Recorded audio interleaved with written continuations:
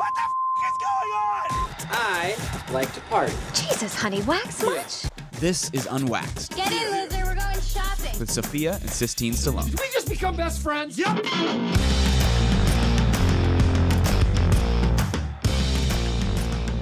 Yes! Hello, everybody, and welcome back to another episode of the Unwaxed podcast. With your favorite sisters, Sophia and Sistine Stallone.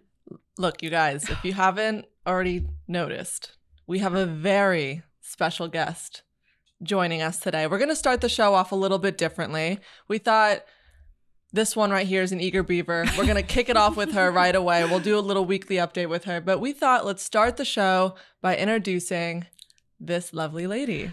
Not only have you guys been asking for her constantly since day one, and I don't blame you. We wanted to make sure this episode was perfect before we brought her on because this woman is not only one of the kindest, most selfless, most incredible individuals really that's ever walked the planet. It's real when people come up to you that you don't know and say the same thing. Yeah.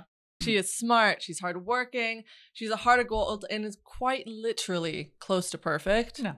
I didn't think anyone could be, but she really is. Not only is she a wonderful wife, but she's a great mom as well. Mm-hmm. Thank you. Thank you. So here is our number one fan of the Unwaxed podcast, Jennifer Flavin Stallone.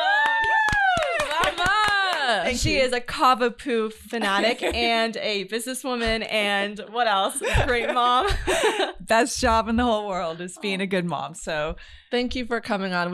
Sophia's right when she said that we really wanted to make sure we were so comfortable with podcasting before having you, just because we didn't want to mess it up. You're such a special one for us. thank you. Thank you. We were nervous a little bit. We wanted to make sure that this was genuinely going to be great for you because we wanted our podcast to be set up right. And I know you, not that you have high, you're not pressuring us or anything, but we just, I don't know. Well, I'm You're very a mom. proud of you So- guys because I came in here and I'm like, wow, this is the real deal. You guys have set this up really nicely. You're always prepared.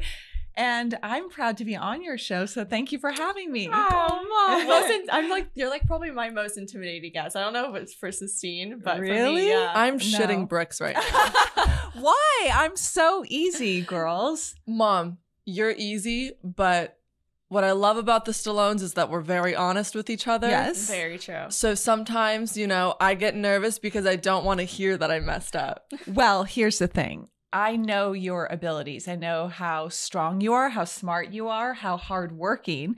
So when I see you doing average work, I'm going to tell you you can do better. Now, There we go. but if I thought that you couldn't do it, I wouldn't expect. If you were a C student and I knew you're a C student, I'd be like excited if you had got all C's. But I knew you were an A student. Yeah, I didn't And know. I got knew, it. and then I knew that you guys, I could push you to be your best. So that's why what I've always done. I'm with still you. really nervous, but it's good to hear. Thank you. But I'm very impressed. So good job. Thanks, Mom. So Thanks, normally Mom. you guys know that we have our weekly update, which is usually some chaotic thing or some normal thing that's happened to Sistine and I. And you know what's kind of funny is our weekly update actually includes our mom. And so we thought, why not just give the viewers your point of view as well? Oh, great. Let me just set the scene for you guys. This happened maybe 4 or 5 days ago. Sophia, my mom, and I decide, let's do a little girls' day. Let's go shopping. Let's have some fun. We're driving around. It's hot. I mean, how hot do you think it was? Maybe 89 degrees? But it was like 100% No, it was humidity. So it was not crazy. just how hot it was. Like, it's so humid. Unbreathable. Yeah. Yeah. Right. And we're driving home. I see a turtle. This doesn't happen in LA. I see a turtle just walking on the sidewalk, and I knew it is not going to make it to the stoplight. It is going to die. We have to go save this turtle. So immediately I say, Mom, turn around. Let's go save a life. Right. Without hesitation, Jennifer goes, let's turn around. Make a U-turn. Pop a U-turn. What we're not used to in Florida is how many one-way streets there are. Yeah. So she pops a U-turn, little Fast and Furious, Vin Diesel action. We're going for a good 30 seconds. No problem there. We don't even notice anything is happening. And then until, a bunch of cars start honking and people giving us funny looks like we're doing something wrong. And we're like, what are you doing? We're What are saving you doing? animals. What are you doing? she quickly realizes Well, I quickly realized when the cars are coming straight at towards me, you. and they're all yelling at me, and I'm like, what do you want me to do? I've got a turtle to save. We're going down I a got a kid in the one-way. back seat that is very upset, saying the turtle's going Seems to like die. the turtle needs So now we're going down a one-way street, and you guys are probably thinking, okay, big deal. Everyone's gone down a Happens. one-way street before. Oh, no. No. This would happen to me. So there's this guy that I always run into at the gym. I call him Hot Gym Guy. And every time I go to the gym, I see him. Fuck, I know he's going to listen. Hey, what's up? At least you didn't say ugly gym guy. You said She did say hot gym guy. There You we did say go. hot gym guy. There we go. So after we do this embarrassing U-turn, we ended up leaving the turtle, and I couldn't sleep at night, but that's another story. I get a text about 5 minutes later from Hot Gym Guy, and he goes, "Hey, just saw you going down a one-way street. You good?" Question mark. head on. Head No, on. Wrong way. And I said, "Let me just embarrass myself more. I was trying to save a turtle." And he's like, "What? Like, actually what?" I go up to him. He comes up to me the next day in the gym, says, "So word around Palm Beach is that you're just saving turtles." Yeah. I'm like, "Wow, I look super cool."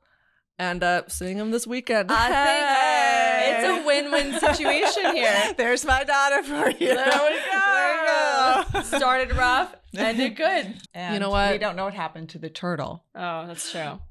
That's so sad. But it is a Florida turtle. They do end up finding water. They'll go into a pool Yeah. or a little. How do you know? Because that's what turtles do, Sistine. But I have a question. How did the turtles do? How did turtles end up there? How did the turtle end up there?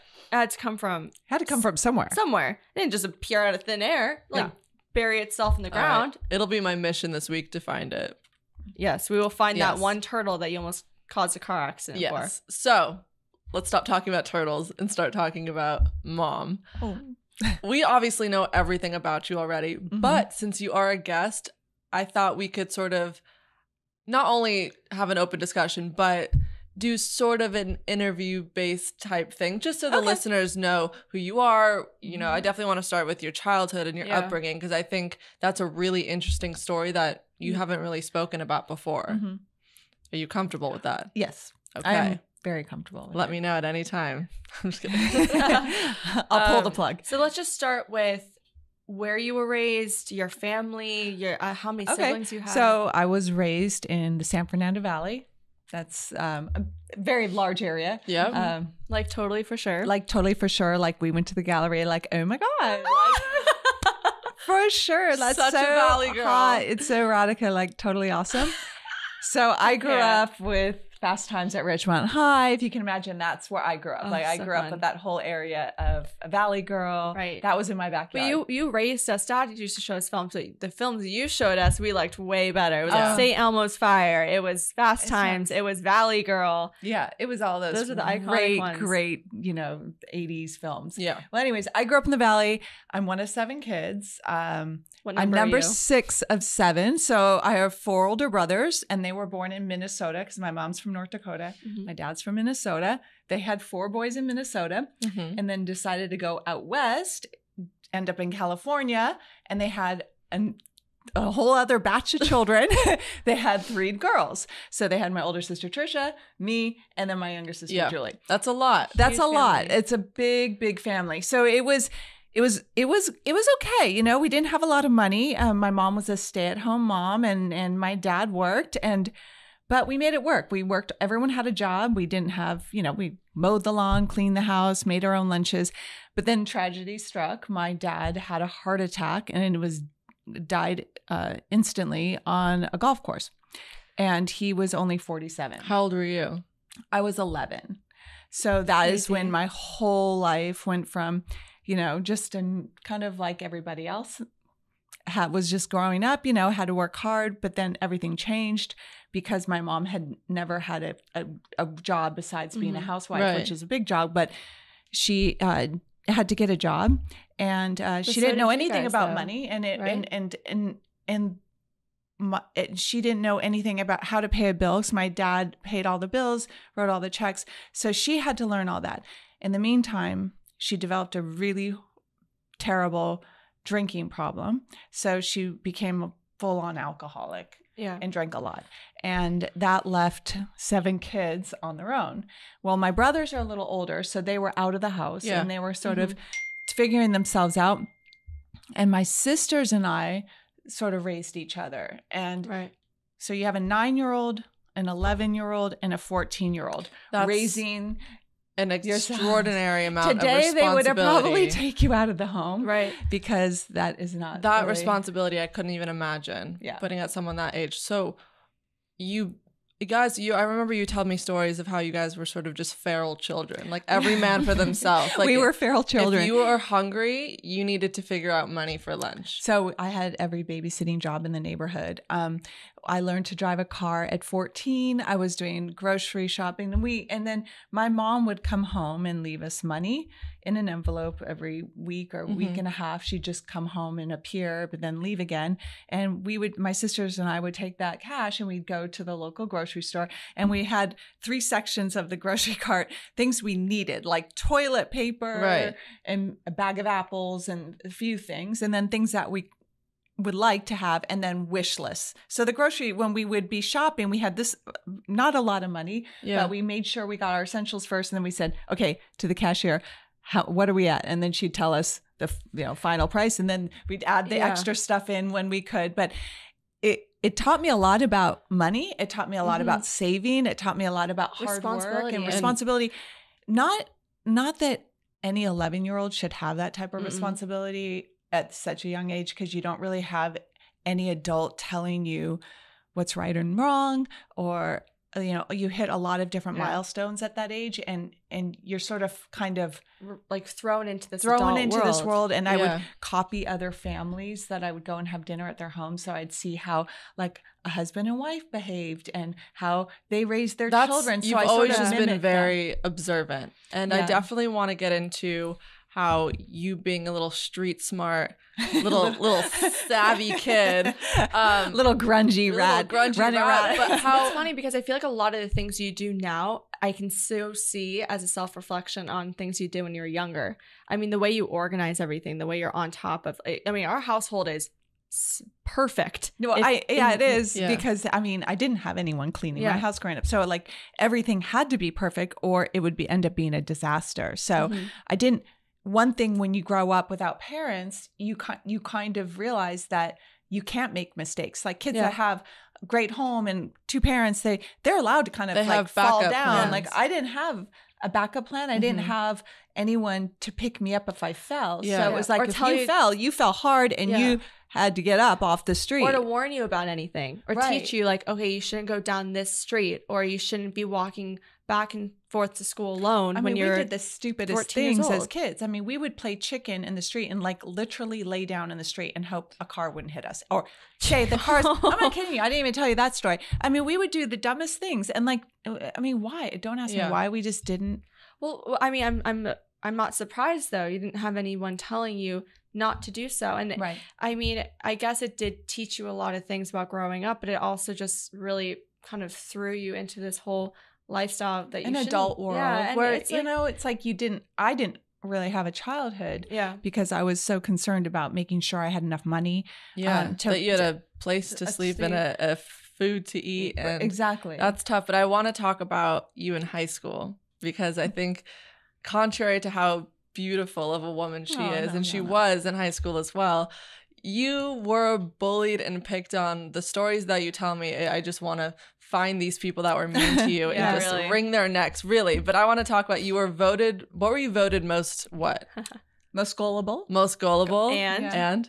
Oh, well, we had this silly category, and it's silly, stupid, because of what I don't like it today, because I think a lot of people are beautiful, and it was most beautiful, but to me, I was so embarrassed. See how uncomfortable that she's getting right now? Because it doesn't matter. Those things, it doesn't matter. It really doesn't matter. So for me, it was like, I was embarrassed because I thought my girlfriends were far more beautiful than me, and I was really kind of shocked. Well, she is really saying that. I'm not kidding you. You've always just been, Trina, you hated center of attention. Were like gorgeous, and they had all the boyfriends. So it wasn't like, I was like, this is a little weird. But it was funny because I remember you telling me things like I was the kid that played the violin, or was it the violin? Yeah, and I played then the violin. you'd also go and do cheerleading lessons or cheerleading. Yeah, so in School, junior yeah. high, I played the violin. I was class historian, and this is, mind you, I didn't have parents. She had no one telling her to So do no one this. told me to do this. And my sister Julie and I got perfect student awards, meaning we never missed a day of school. We were never late. We turned in all of our homework. And so I've when never they gone to tardy because of her.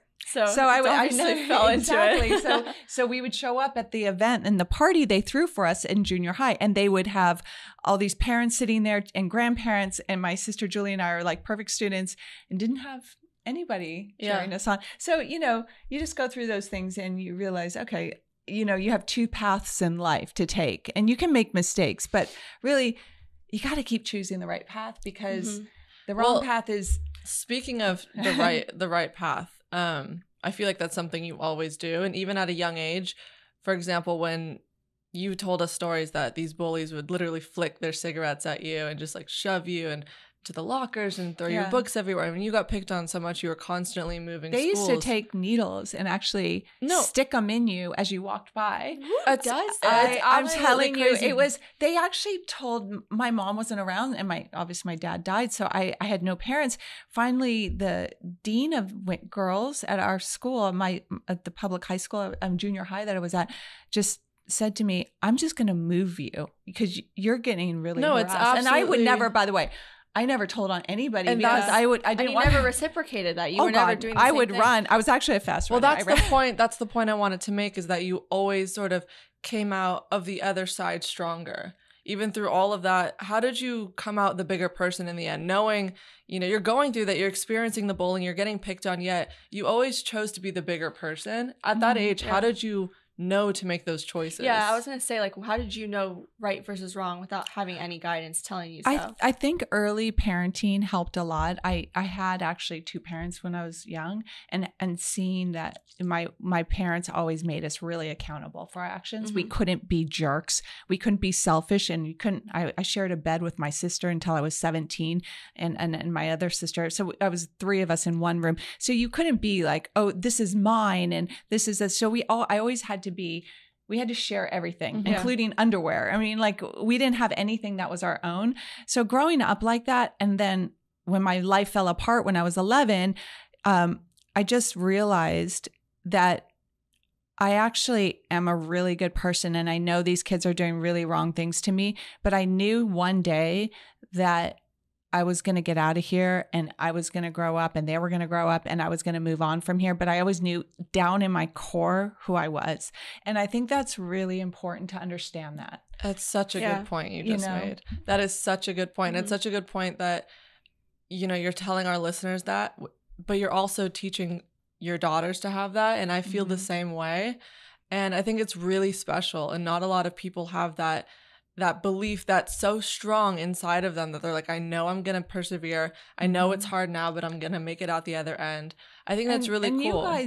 You guys were both bullied a lot. And I know that you sat alone a lot every lunch, because girls, you'd sit down at the table, Sophia, and they'd walk away, and then you'd eat lunch in the library every day. Yeah. And I've had to move you guys a ton of times. Like a ton of times. I moved you like two or three schools. I moved you twice just from people bullying you. I remember boys shoving your face into lockers. Yeah. I mean, opening up lockers on your head. Oh, I remember that one kid dumped a bucket of paint on my new white pants. Yeah, but then I always used to say to you girls, like, it will get better. It will get better. And I always knew. And I remember one parent coming to me and apologizing to me for their kid bullying you guys. And I looked at her and I'm like, listen, I've gone through a lot more than your little Johnny bullying or your little Susie bullying my kids. Yeah. I've gone through a lot more hardships than this. So your little kid isn't going to break us. And I'm not going to let my kids get broken by your little brat. That's right, Mama Bear. And so I'm just going to keep making you guys better and smarter and stronger. And this stuff isn't going to break you girls. Yeah. And I said, just so I'm not going to let these idiots. You know what the key was? The key was your involvement. And I think that was really what it was, the consistency and persistence of you reiterating the fact that be good people, be the bigger person. Like, we never were the people to retaliate, or even if someone bullied us. Sometimes I wish I stuck up for myself. And I think sometimes you even think about times you wanted to speak out, but you also thought to yourself, you know what? They're obviously going through something. Maybe they don't have a great home life. Maybe they're going something internally. And you always reminded us of that. And also, I always look at these kids and I think, what kind of parents raise children that are so cruel? Yeah. And I think that if I'm going to yell at anybody, I'm not going to yell at that kid. I'm going to yell at their parents. Yeah, because their parents are they're mimicking they're what a product their parents. of their environment. Exactly. Yeah. So it's always just to have sympathy for people. Sympathy, even for Definitely. really mean people, because you go, gosh, I don't What know. are they dealing Yeah. with? What are they Because dealing if with? they were happy in their life, they wouldn't be And so I wasn't angry. totally happy in my life, but I knew that I was going to get through that time and I was going to come out a better person. You were just strong from the womb. You really were. you really were. And I want to transition a little bit into your career. And starting off, you were a model. Yeah. And we have not by very choice. Like, No. I didn't ever want to be a model. Here's the thing. You were just you were so gorgeous. You still are gorgeous, but it was sort of destined for you to happen. And but I want to talk about, because we have very similar thoughts on that industry. In your generation and mine, it's somewhat the same still. Yeah. Same people, same. It is changing now. It's I love changing that a lot. But body sizes are changing, and I love that That they're is- bringing a more diverse group of men and women into modeling. I love that it's not like one way or the One body type. size, Right. size negative And then people zero. are actually now getting called out for the toxic environment that you guys were even raised in. No, it was Yeah. more than So toxic. talk about how you even were approached into that, and what made you continue being a model. And Well, I mean, that first whole of all, industry. I was in college and I was working a couple jobs to pay for my way through college. And so, I would work in the morning, and then I would go on interviews during the day for modeling, and then go to college at night, go to night school. So I was working like 2 jobs plus going to college full time. So I was really exhausted. And then someone came up to me and offered me a job, like $500 for a couple hours to model some swimsuits for their catalog. And I'm Hell like, yeah. I'm like, oh my God, that's what I week all week. So that's Perfect. terrific. Yes. And so that's how I got into modeling. And then I started working a lot and doing commercials. And then I just dropped out of college because I was just, even my college counselor said, you can always come back to college, but you're never going to make this what was type the of money. commercial that you got? That I did a copper tone commercial. A copper tone commercial. And I had to. That's what's up, mama. Yeah, listen. I was a street girl and I knew how to roller skate really well in a bikini. And her advisor was like, "Girl, Go you're go making make the it. money. You're making the money that these kids are trying to make. Go do it. Yeah, and you can come back to Yeah. college, but this is a great opportunity for you. So miss your finals." And I'm like, okay, it took a chance and it paid off. But Yeah. It really paid off. But wow, getting into that modeling world, I had no idea how thin you have to be and how you're afraid to even sip water No, during it's the toxic. day. It's toxic. And they measure you. Then they make you get undressed to make sure that you don't have, remember, in my generation, we didn't have computers like you guys Photoshop and Photoshop. So they actually had to hand paint any imperfections on you, which was very So expensive. you really had to be flawless. So you really had to be the flawless. pressure, my The God. pressure was immense, and I had a more athletic body. Yeah. So for me, it was really hard to stay super skinny Right. because I'm naturally like a stronger, more Yeah. muscular If body. you see my mom flex and she doesn't even do a push up. yeah, What's up? Do you see that? Not even a weight. Not even a weight. I mean, the she does genes on squats. this woman. So you can see at 52, can you imagine what I looked like? Yeah.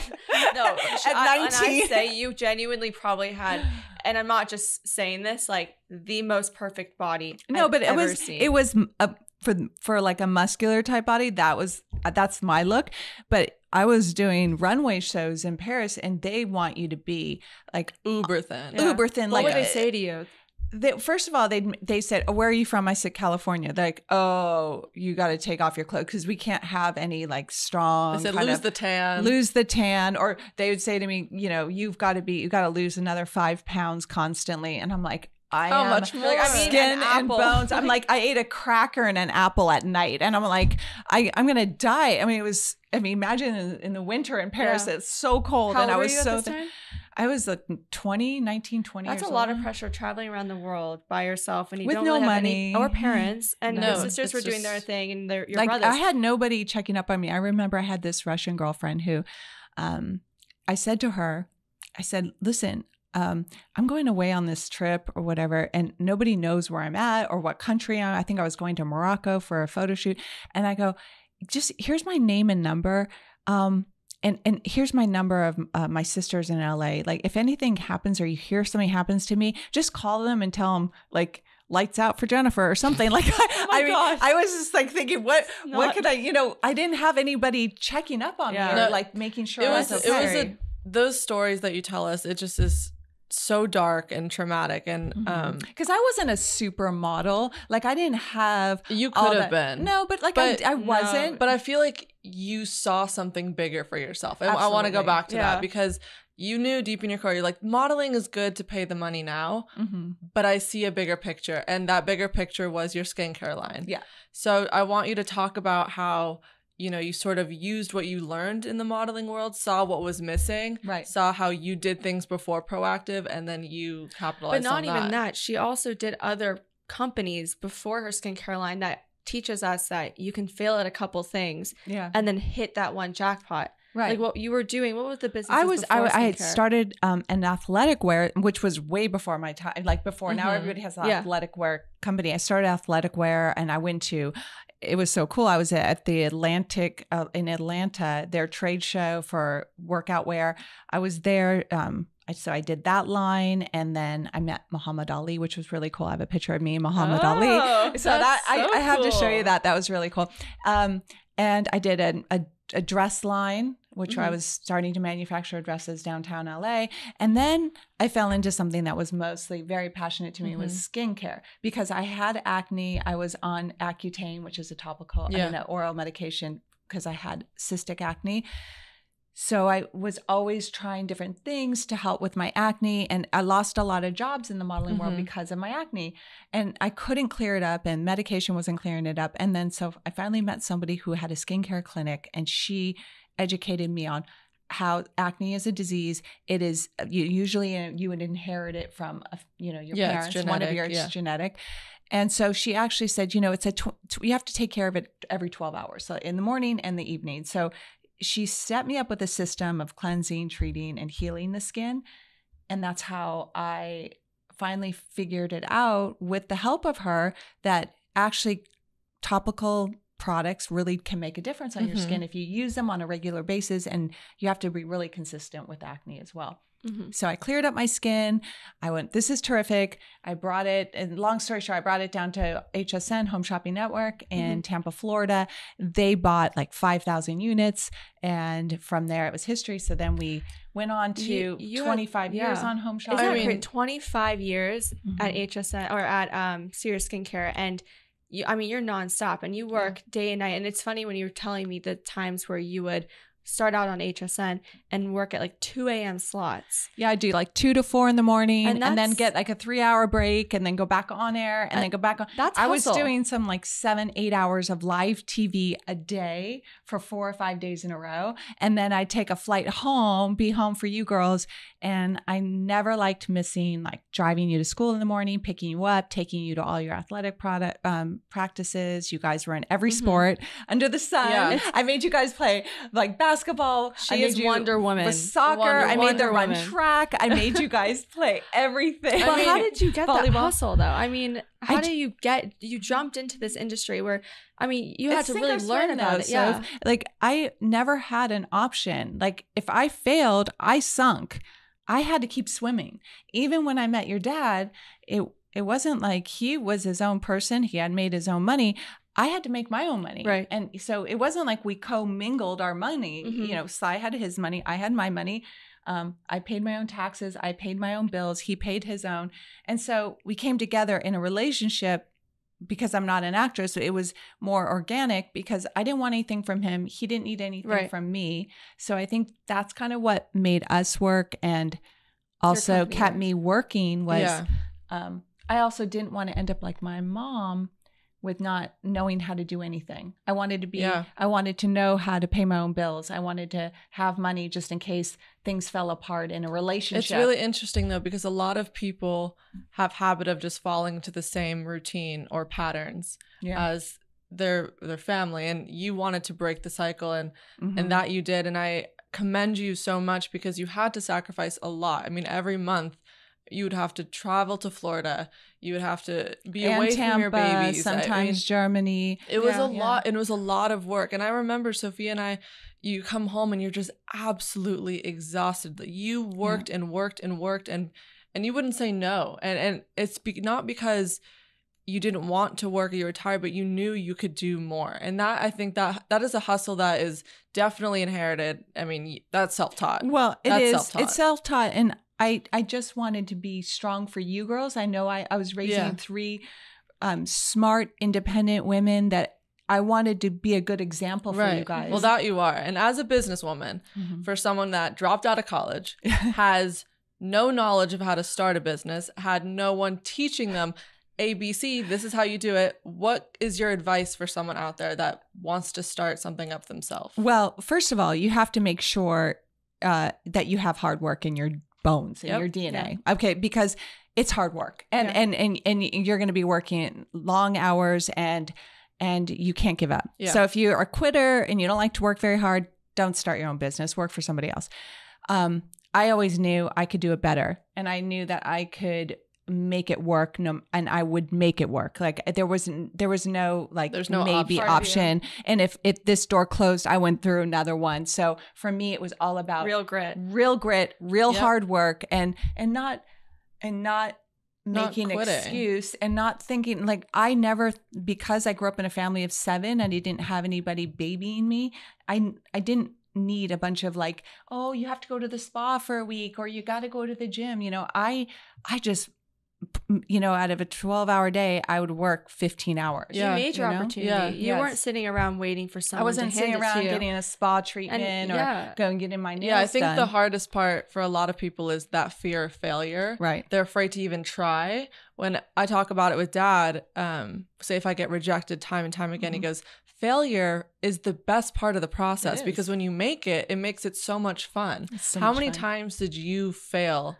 Get back up on that horse. I mean, well, listen, in modeling world, I failed 1,000 times. I would go on probably like 30 interviews and drive all over the world and get maybe one job for a half a day. But that one job paid my rent for that month. And so for me, it was like, okay, keep going. Keep going. Also, I have a question about just even that alone is how did you even balance raising us, having a business, having a stable family life? Like that's a lot. I mean, well, just one job alone, can I raising tell you what kids it takes? is one of the hardest jobs. You can't be selfish, Sophia. Like I knew I brought you girls into the world. You didn't ask to be brought into the world.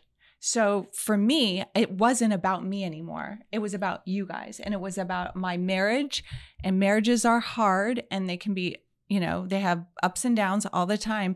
But I knew that I had to make sure that I wasn't having lunch with my friends every day of the week. I wasn't going like just sitting on 8,000 boards. I was actually home being a parent. When you could be home. When I could be home. So when I wasn't working, I was, you know, if I got off a plane at 5 a.m. and I've been traveling all night to get home, I would get home, drive you guys to school.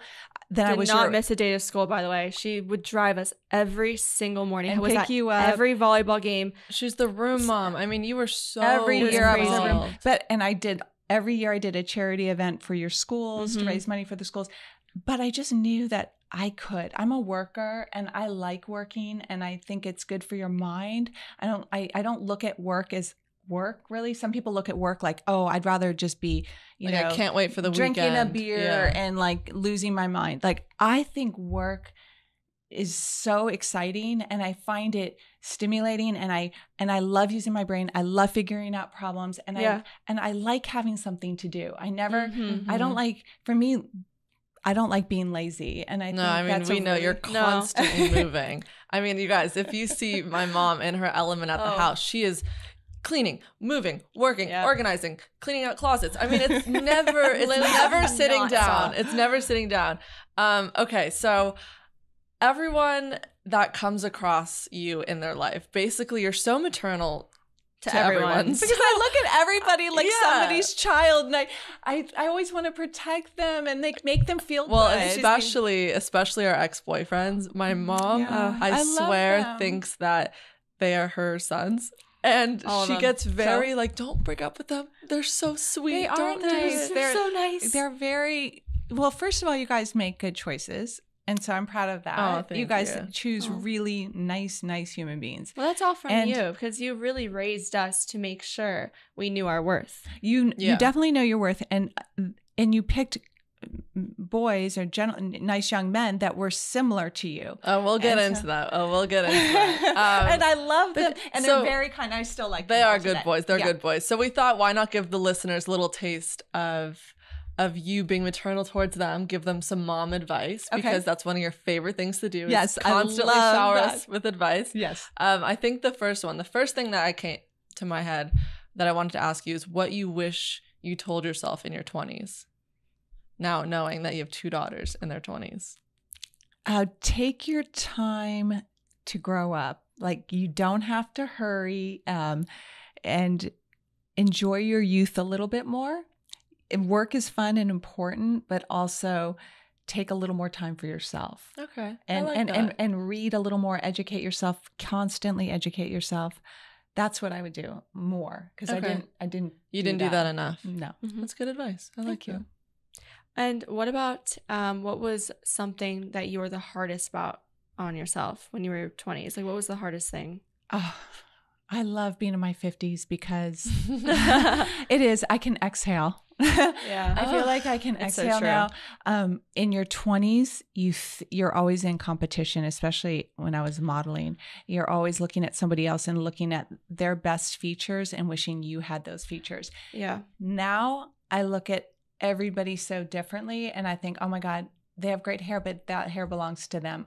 That's not my hair. You appreciate things as opposed to get jealous of things. Exactly. And you don't look at yourself like, Yeah. I wish I had that and I wish I had this on other people's and just look at yourself as being okay. You're okay. Yeah. You're Yeah, lucky so to true. have what you have. And maybe it's not always perfect. It's so So- tough. It's like being on social media. It's like I'm so That's hard so- on myself. But it's also nice that you were in the entertainment field for a bit, and you kind of still are, and you get how we're feeling. Oh, because I we're constantly trying to- 100%. I feel like every little thing on your body you criticize and you go, oh my God, I'm so lucky I have a body. I'm so lucky I have these hands, Yeah. this True. stomach. It's true. I don't care if it has a little pouch. It's still my pouch. And I mean, it's beautiful, you know? So true. We It's- all do this I wish when I we didn't beat myself up so much. all the time. I mean, we all do this when we take a photo of ourselves and we go, "Oh my God, look at my thighs. I look bad. I'm slouching." And then you look at that photo a few years later and you go, "Why was I complaining? So I look hard. so good in this picture." I mean,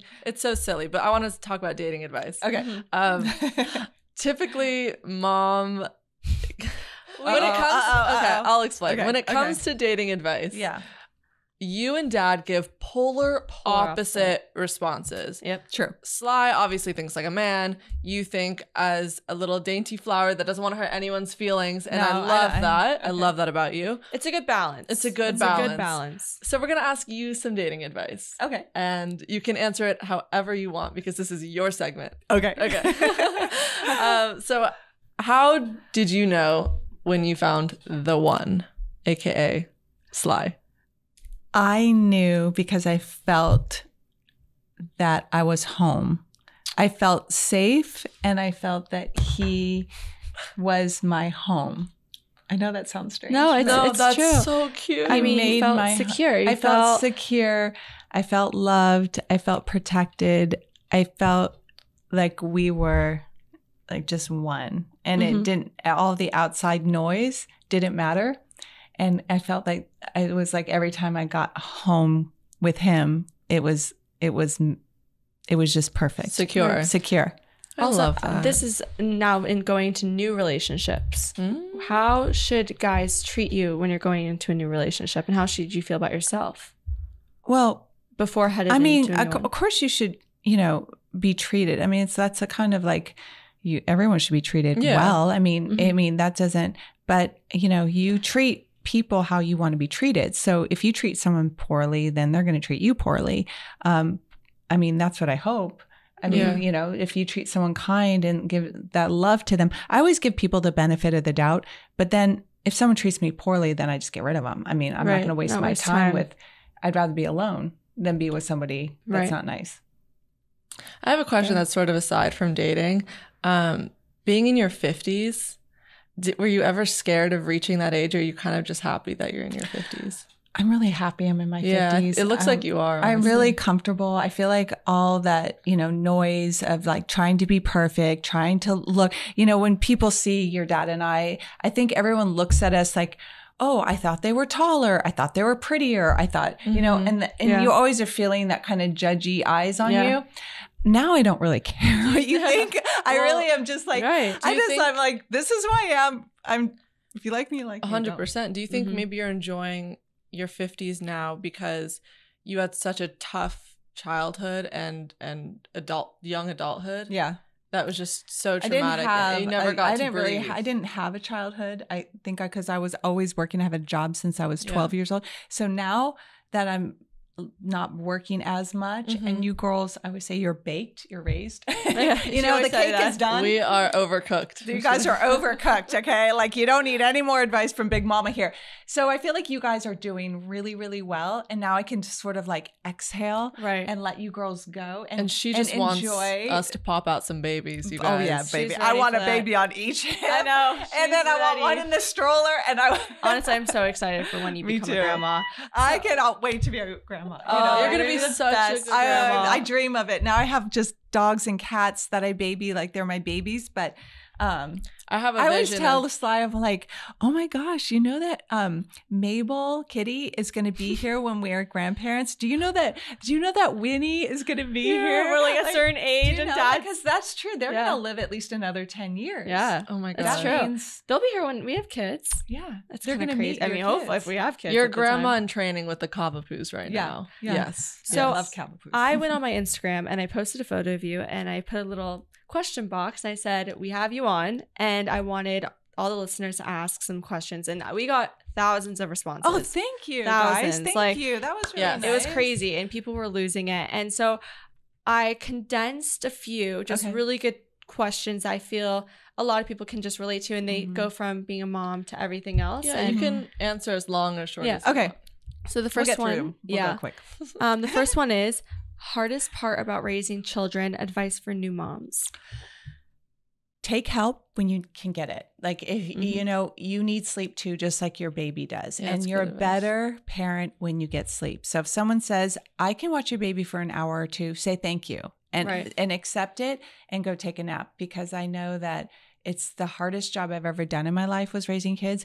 And so you need all the help you can get. Yeah. And you need your sleep too. So My mom Right. said that she never got any sleep with me as a oh, baby. you're the worst. You were up all night, child. She wanted to chuck me out a window. I actually Yeah, thought that's about it for a quick second. I'm really happy you didn't throw me No, out a window. Okay, the next question is, what is your morning routine, specifically your skincare tips and tricks?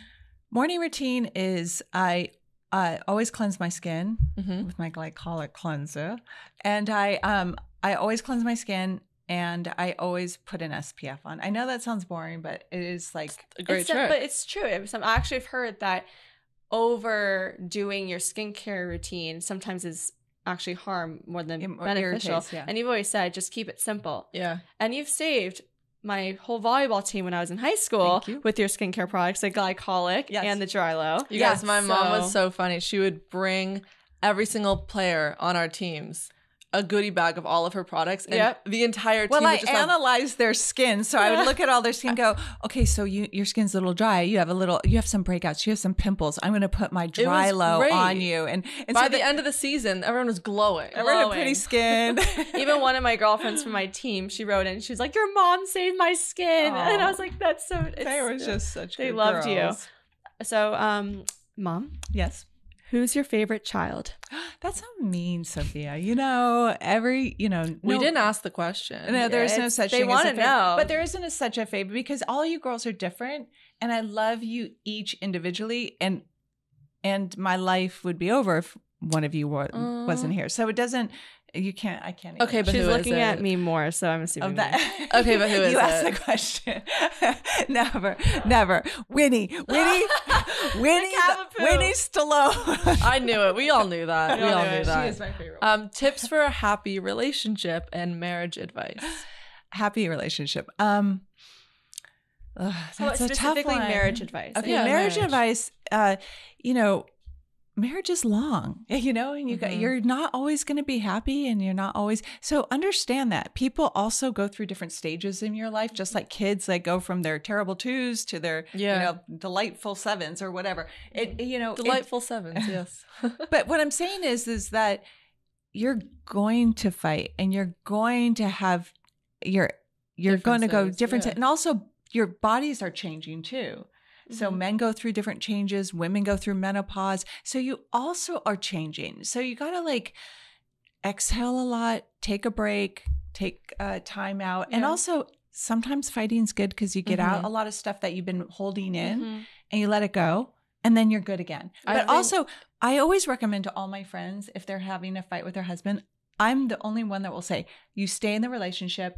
I mean, obviously, if they're being abusive, no. But if they're just just a always argument. arguing, I go, this time shall pass, Right. and you guys are going to get through this. But don't throw away, because you're just going to jump in another relationship. Yeah. And by the way, there isn't anybody's relationship that is No. perfect and happy And all you've the time. always said to us, never rush things. Like if you're having an argument with your significant other, don't rush to decide to divorce them or break Right. up with them, or don't even rush into marriage before you're even ready to do it. Right. I Really think- live with those people yeah. and see if you can handle their ups and downs, their mood swings, their quirks. I mean, everybody has their quirks. Like I'm very A-type, and my Very husband is A-type. not A-type. So Not. he's very messy. I'm not. So can I live with messy? Things like that. So Right. that's really important. I think the secret sauce from a kid's point of view of seeing your relationship with dad is you guys are never not laughing. Yeah. And I think laughter is just the cure-all for all I of think it. so too. I think also being really silly. Like I Yeah. never take myself seriously. And he'll tease me. I'll tease him. I love being goofy. I love being silly. I don't want to be cool. I want to have fun. I want to laugh at myself too. Like And you guys are always everyone's got to laughing. lighten Yeah, but up, you gotta just everybody's got to relax. chill out, and you got to lighten Mess up. up, like, do a People funny got to face. lighten up. Like life Yeah, is people. short. We got to It's have true. fun, and don't take, if someone says something, laugh it off. Who cares? It Exactly. doesn't matter.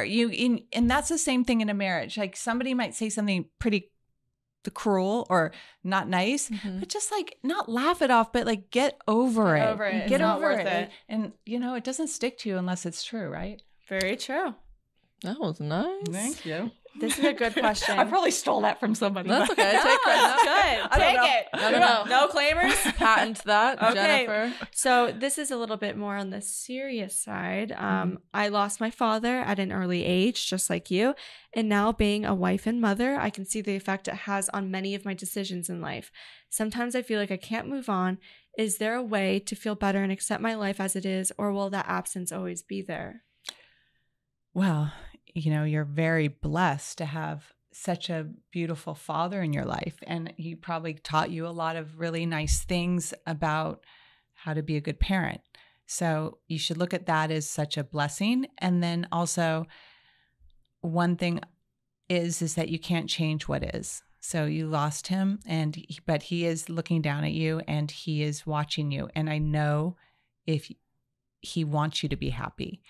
What I always tell my girls, regardless if I'm here or not in this earth, no, I want you to be happy. You can have moments where you're sad and you miss your parents, but you got to make them happy. Their happiness is because you're happy. And I know that sounds very simplistic, but being joyful every day, loving your children, being a good parent like your dad was a good parent to you, that's what's making him happy. Yeah. He doesn't want to see you sad. He doesn't want to see you depressed. He doesn't want you to see you every day.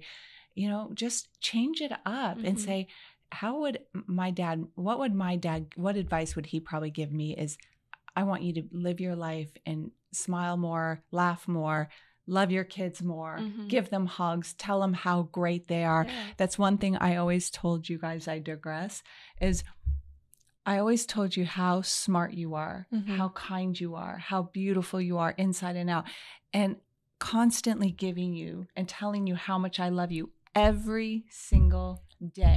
Yeah. I would rub your faces every night and say what good kid you are and how pretty you are and how sweet you are.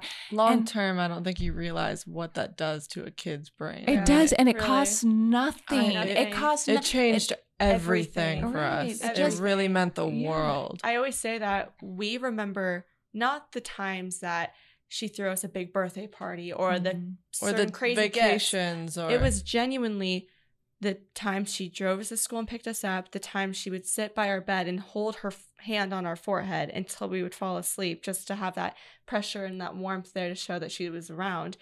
And just those tiny moments were way more significant when I'm older, and I'm going to do with my kids than these lavish things that they assume is what wins someone's I think love over. I remember, I think it might have been Scarlett. I woke up at like 3 a.m. and she woke up at the same time, and we met in the kitchen. We had a bowl of cereal together. And to her, that was like one of the greatest memories. It's such a simple memory, but those are the things that are important in life. And kids And remember. kids remember it's not, spending every second with your children, but it's also just spending quality time and letting them know how proud you are of them, how smart they are, how good they are. Constantly reinforcing that in your kid every single day makes a difference. Damn, how did we get so lucky? I know, Sophia? you guys. Oh, well, I'm lucky. Listen, this is all I wanted to be in life was a mom. So when I was a little girl, my sisters and I would lay in bed at night and say, we just want to be moms. Oh, you were built for this job. I was You built were for it, trust me. this job. What type of guys do you think Sophia and Sistine would end up marrying? Okay.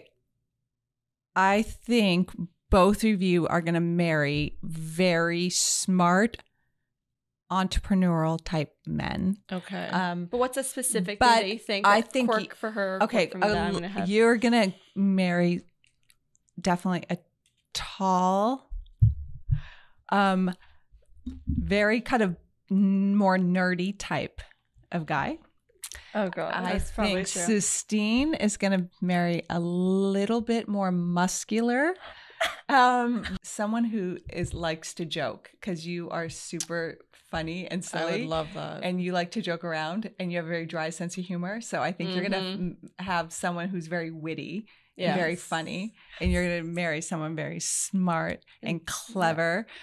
Both are going to be hardworking, intelligent men. And both will give you lots of babies. And mom will have first approval. If she doesn't like them, we're not getting them. Oh, yeah. So That's if you true. guys want to go out with us, you have to go through her first. Oh my goodness. Okay, so we're gonna wrap up the show. I think this is a good question to end with. Okay. Someone asked you, what is the most important lesson in life? Which is such a broad, big question, but answer What it. is the most important As best question? you can. I don't know.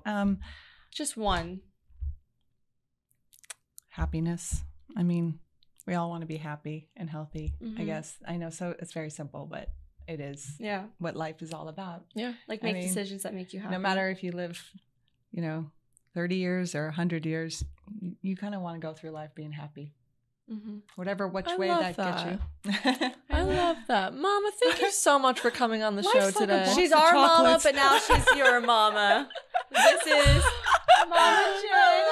I love you. I'm super proud of you guys. Mom, you did. Everything's falling off me. We're all giving hugs right now. Mom, you did a really good job. Thank you. I hope we did you proud today. You guys Yeah. are awesome. I know I'm so proud of you. Thank you. I This know is once this awesome episode show. comes out, they're going to I'll watch request you you again. every single time. And maybe if you guys want to give us some tips of what you want to see from her next time for a part 2, that'd be fun. Maybe different questions. But honestly, like this exceeded my expectations. good. Any you final guys- you did thoughts? too. Any final thoughts? I don't know. Just keep going strong, girls. You're doing everything right. Thank you guys for joining us on this week's episode with our beautiful, lovely mother, Jennifer Stallone. Stay tuned for next week's episode, and hopefully we'll have her back on. See y'all Tuesday. Bye. From all of us here at the show, thanks for staying unwaxed. Kelly Clarkson! Be sure to download new episodes every Tuesday on Apple Podcasts, Spotify, or podcast1.com. Follow your hosts at Sophia Stallone and at Sistine Stallone. And be sure to follow the show at Unwaxed Podcast. Your producer is Will Sterling. We'll see you next week.